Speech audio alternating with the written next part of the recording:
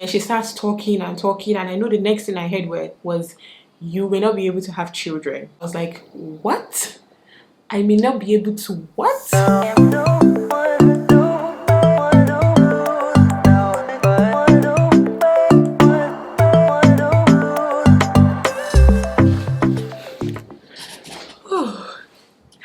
Yeah. What's up, guys? Welcome back to my channel, Bemi.A, Nigerian Lifestyle Vlogger. Today, guys, I am going to be discussing my story, basically.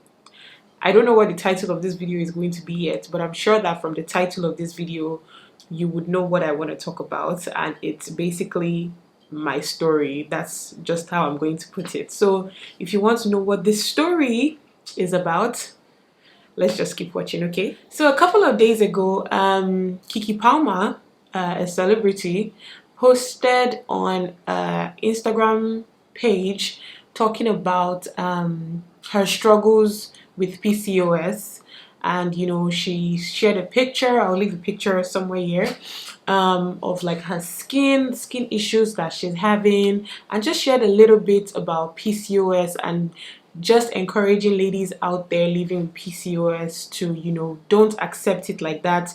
Don't just take it hook, line and sinker. Fight.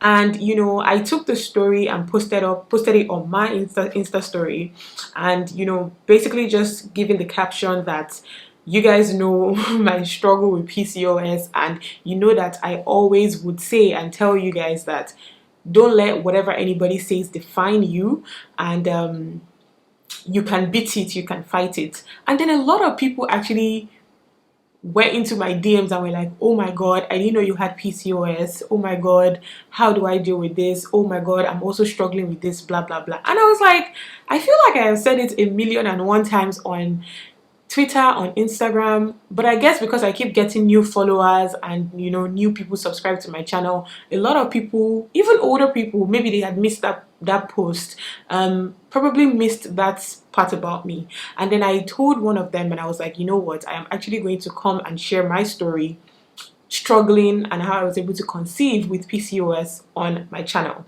Now, the reason why I have not been able to do it thus far, you know, is because I feel like I've entered it here and there, but you know, there's this stigma attached to things like that in this part of the world, in this part of Africa, in Nigeria.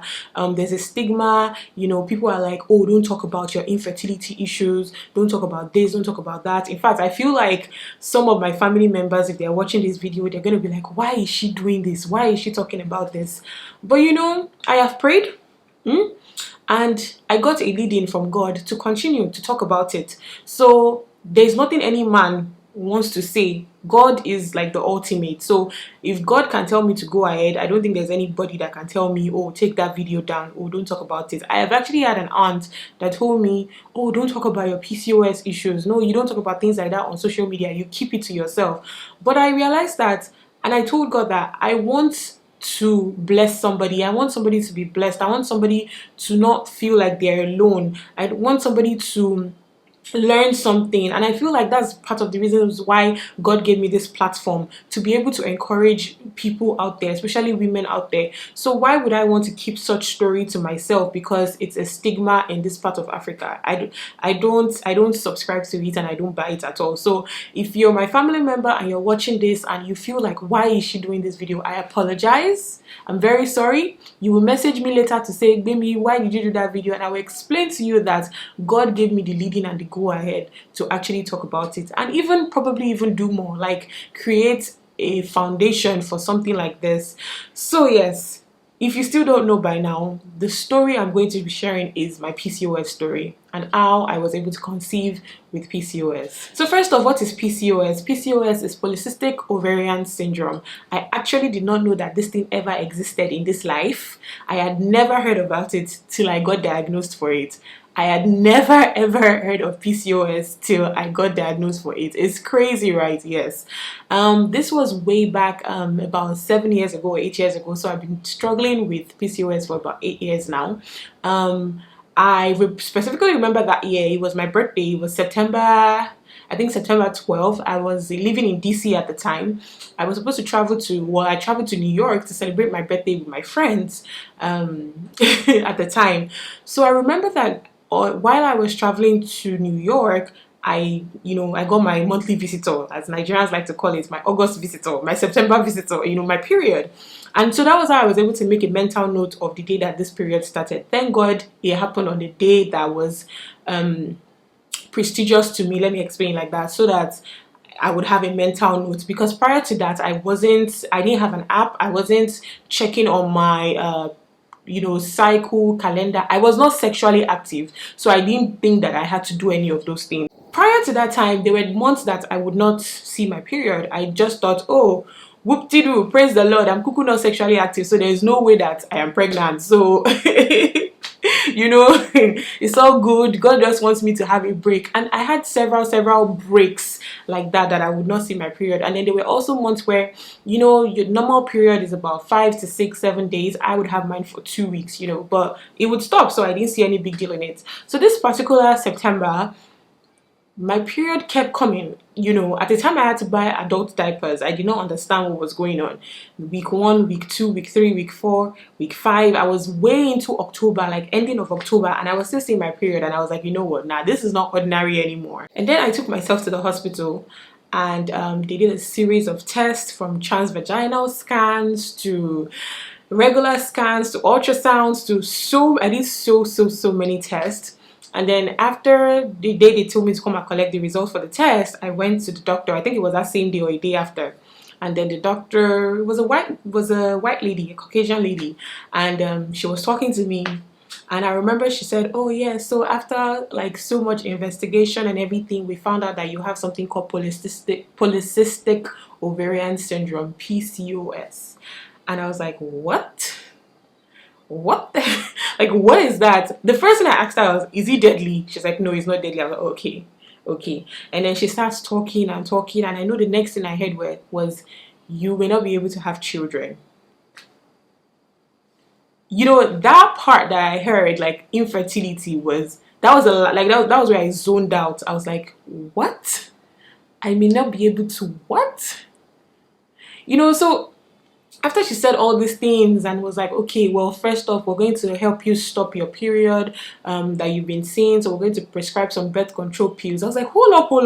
Birth control pills are for those that are having sex and don't want to get pregnant. How in the world am I getting birth control pills? I am not sexually active, so what are we talking about here? Before I knew it, I got prescribed some of those. I took it. I think the day after I took the birth control pills, my period completely stopped. And then they were talking about you have to manage your weight, because PCOS causes obesity. I'm like, wait, what?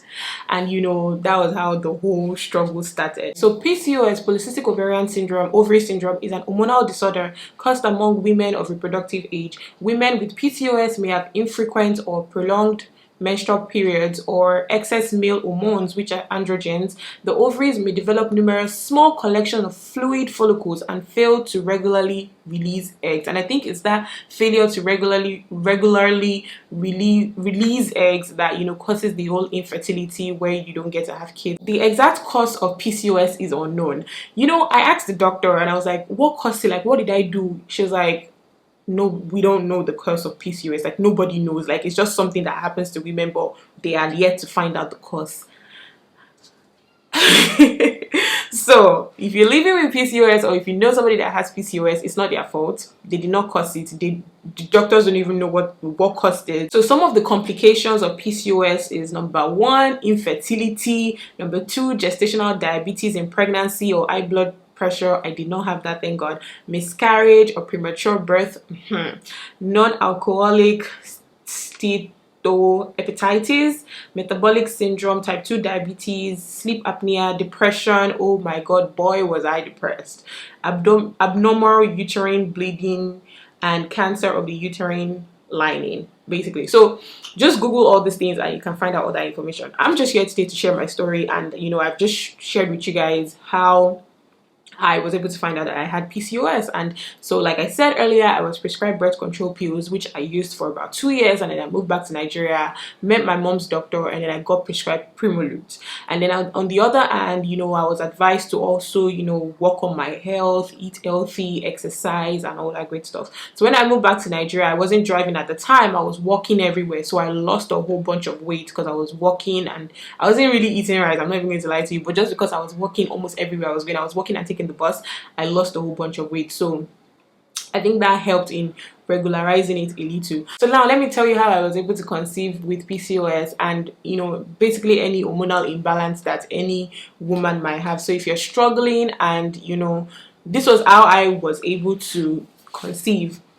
So first off, they always say that you should diet and exercise when you find out that you have PCOS, because PCOS causes obesity. So you basically have to fight that thing that is going to be making you, you know, gain so much weight.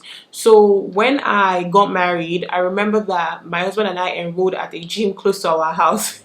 Very funny story. Toye probably went there twice and he left because I told him to join me in aerobics one time. He tried it and in fact he didn't finish. He was like, meet me in the car basically. But I continued going, you know, for the going to the gym. And honestly, like about a month and a half into continuously going to the gym, working out, and actually eating right, guys, I'm not even kidding you, I got pregnant.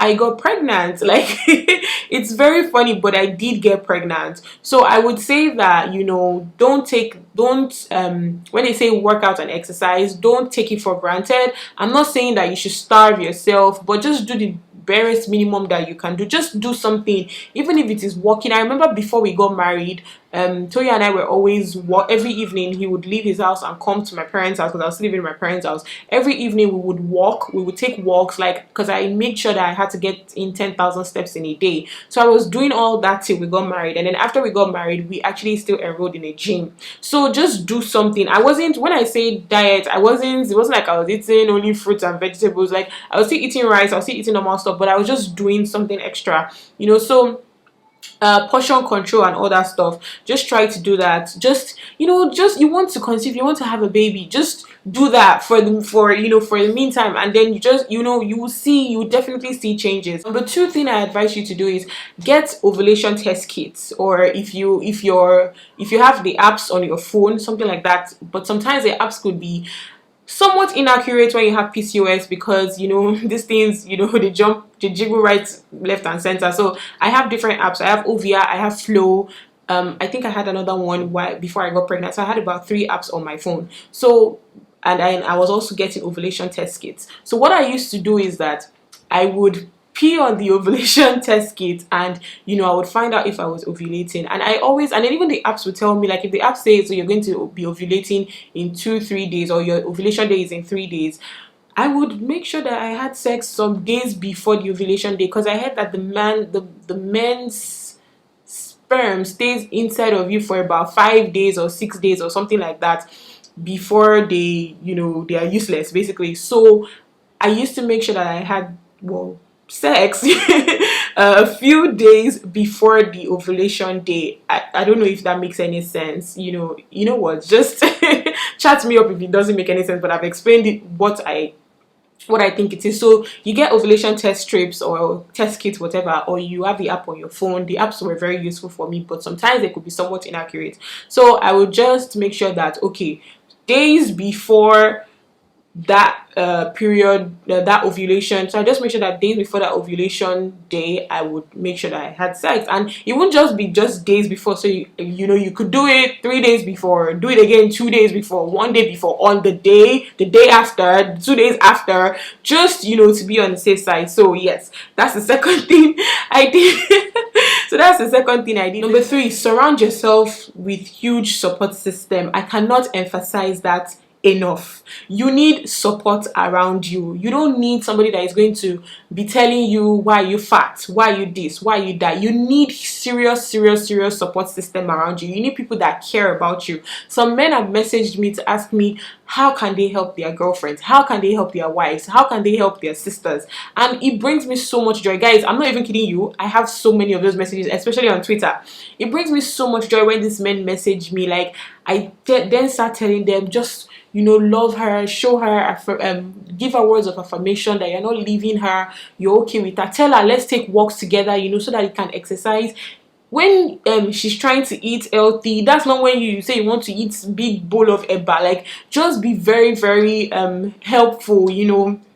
So surround yourself with a good support system. You would need it. Like, whew, my husband was very supportive, and that's because I told him from day one, so he knew how he could help me. My friends, like, Otito is the absolute best. Like, surround yourselves with good support system, people that you can talk to when you feel some type of way, when you know the whole thing is just stressful for you. You know, just surround yourself with people like that, and just that support and love that they keep showing you is going to go a long way. And the last but not the least thing that I have to say is God. Pray. From the day that I was diagnosed with PCOS, that was the day I started praying that nope, this infertility is not my portion. It is not my portion. I told God, I tell everybody that needs to hear that, I told God that, God, I do not want to be going from Orioke to Orioke. If you're Yoruba, you understand. If you're Yoruba, you're Christian, you understand. I don't want to be going from mountain to mountain, pastor to pastor. Please pray for me. I don't yet have a kid. I don't want to do. And that was a covenant that I had with God. This covenant involved me giving alms, you know, giving the needy some things. Like, you know how you have a business deal with God? Like, that was how I had a business transaction with God. And I was like, God, no, no, no, no, no, no, no. We can't, like, I don't want to do this thing. I don't want, you know, my mom coming to my house to be doing night vigil and all that. No, I don't want it, because I know and I believe in you and I trust you, and I know that you're going to do this for me. It's not too hard. You've done far greater things for me. Like, so I know that you can definitely do this one for me. So it was a business transaction that I had with God, you guys. Pray. And then, you know, I found myself also praising him. And there was something a friend of mine, Gbemi, told me. Gbemi was like, picture yourself carrying your baby during Thanksgiving and dancing in front of the church. And I did that a lot. So I would, you know, I was always giving thanks. I was always grateful. I was always thankful to God and all that stuff. Even after I got pregnant, I kept saying, I know that, you know, they diagnosed this and the doctor said this, but I know that your word is final. Whatever the doctors say, you know, that's just them saying their own thing. But I would speak words into my life. You guys have seen my finding out I was pregnant video. You guys saw all the words of affirmation and, you know, the scriptures that I was always pouring on myself and speaking to my life and my, you know, and my child. So I'm just here to say that, listen, it doesn't matter what the doctors say, especially when you have hormonal imbalance or PCOS. It does not matter at all. You can get pregnant. There have been lots of ladies, lots and lots of ladies that have gotten pregnant with PCOS. So guys, you know, these were the things that helped me to conceive with PCOS. You know, sometimes I look at it and I know that there's not so much awareness about PCOS in Nigeria, in Africa. I feel like a lot of women that struggle with infertility, it's not that they are witches. They're not witches. It's just PCOS. And if they could be diagnosed right and given the proper medicine, you know, things will be fine. You know, a lot of men have kicked some women out of their houses saying that they are witches, they cannot give birth. It's not it. It's just PCOS, and it's something that they cannot explain. It's hormonal imbalance that they cannot just explain. It is not their fault. They did not come about it. It just happened. So I wish that this video would go viral for so many Nigerians to know about it. I know that there are a lot of people also doing great jobs in, you know, creating awareness. I know I've seen some Instagram pages that create awareness, you know, around PCOS, and they're even, you know, having programs and all that. So I wish people would hear more about it, and that's why I came to share my story today. And like I said, I asked God, and God gave me the go ahead to share my story, because I don't want a situation whereby somebody will be like, why is she coming to say this? No, I'm saying this to encourage somebody out there, to encourage a woman out there, to encourage people out there that don't take that thing that the doctor has said, hook, line and sinker. Fight it in spirit, in this realm of the spirit, spiritually. Fight it, pray to God, fight it physically by, you know, exercising, diets and all that stuff. Do your research. I did a lot of research. Do your research. That was like how I even knew that there was a whole community of PCOS ladies, and they call themselves sisters, CYSTERS, sisters. So do a lot of research. There was a time I was following a lot of PCOS people on Instagram, just to you know, have, you know, an idea of this thing that I'm dealing with, and you know how to support myself and help myself in every way possible. So guys, that's basically all I have to say in this video about my story, my PCOS journey, and conceiving with PCOS. Okay, so even when you do conceive and have a baby, it doesn't like just end there. Basically, you know, you still have to continue doing what the best thing you're supposed to do. I realized that the months that I exercise very well and, you know, I eat right, my period comes at the right time. The months that I slack, we be scratching head that please what's going on. So yeah, basically God is going to keep you. God is going to grant you the desires of your heart. You're not going to cry. You're going to carry your child. You're going to be happy. PCOS is not going to define you, because that's not what God has defined you. This is just antics of the devil. Okay, so you're going to be fine. Everything's going to be all right. There are lots of people with testimonies, and you're also going to testify in Jesus' name. Amen. So thank you guys so much for watching this video. Today is Vlogmas Day 4. I realized that I did not vlog, and I was just like, you know what? Let me just come here and share my story with you guys, and I hope you guys accept it wholeheartedly. Thank you guys so much for watching this video. Make sure to like this video. Make sure to subscribe to my channel. It's very important. Make sure to share with everybody that you know. Tell them to come all over to my channel. I have more great stuff for you. If you have any questions that you want to ask me concerning PCOS or any of those things, you know, you can always message me on any of my social media platforms. Thank you guys so much for watching, and I will definitely see you in my next video. Bye guys.